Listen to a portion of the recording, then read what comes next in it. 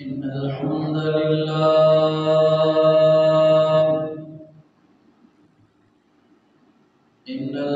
لله نحمده ونستعينه ونستغفره ونعوذ بالله من شرور أنفسنا ومن سيئات أعمالنا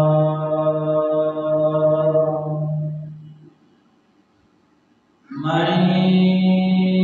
يهده الله فلا مضل له ومن يضلل فلا هادي له وأشهد أن لا إله إلا الله وحده لا شريك له وأشهد أن محمدا عبده ورسوله قال الله تبارك وتعالى في كلامه المجيد أعوذ بالله السميع العليم من الشيطان الرجيم يا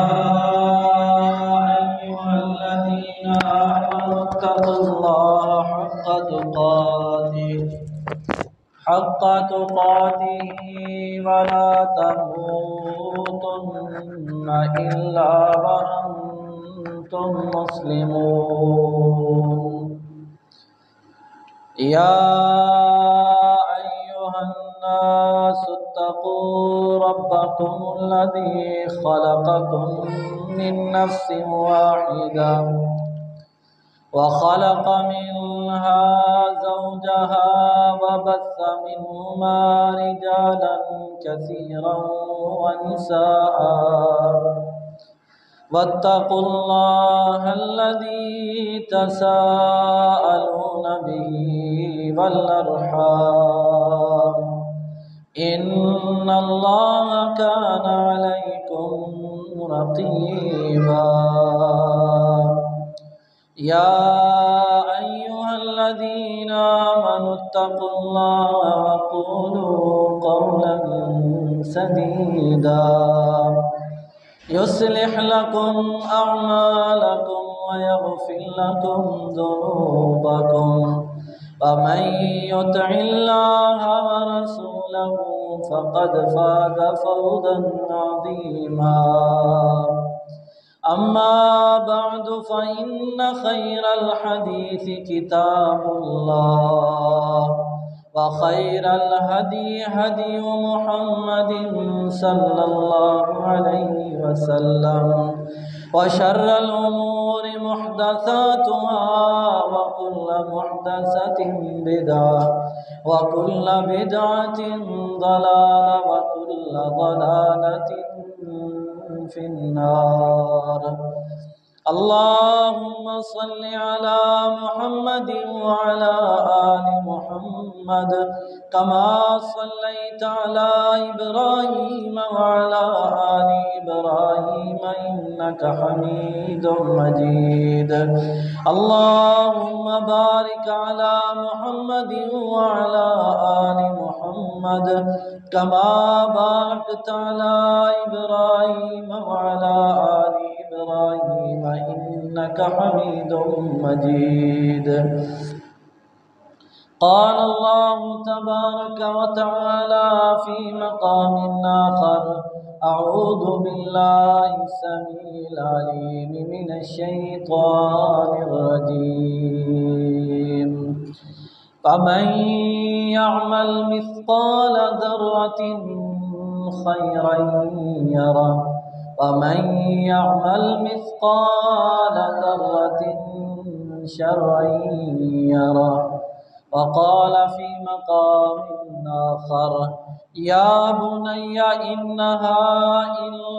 تك مثقال حبة من خردل فتكن في صخرة أو في السماوات أو في الأرض يأت بها الله إن الله لطيف خبیر۔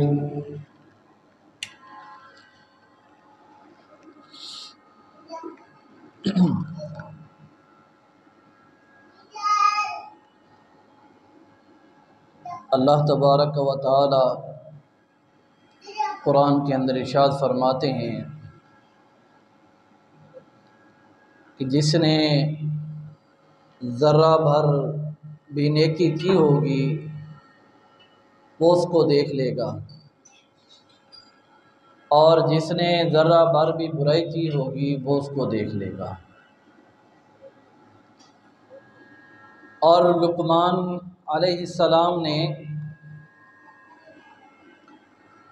اپنے بیٹے سے یہ کہا یا بنیا،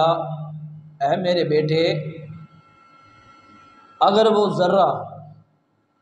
ان تک مثقال حبۃ من خردل، اگر وہ رائی کے برابر بھی ہو، فرمایا کہ فتکن فی صخرۃ او فی السماوات او فی الارض، کہا کہ میرے بیٹے وہ جو ذرہ ہے نیکی کا یا برائی کا، وہ پہاڑ کی چوٹیوں کے اوپر ہو، وہ یا پھر وہ پہاڑوں کے اندر ہو، یا پھر وہ زمین کے اوپر ہو، یا پھر وہ آسمان کے اندر ہو، فرمایا یأتی بہ اللہ، اللہ اس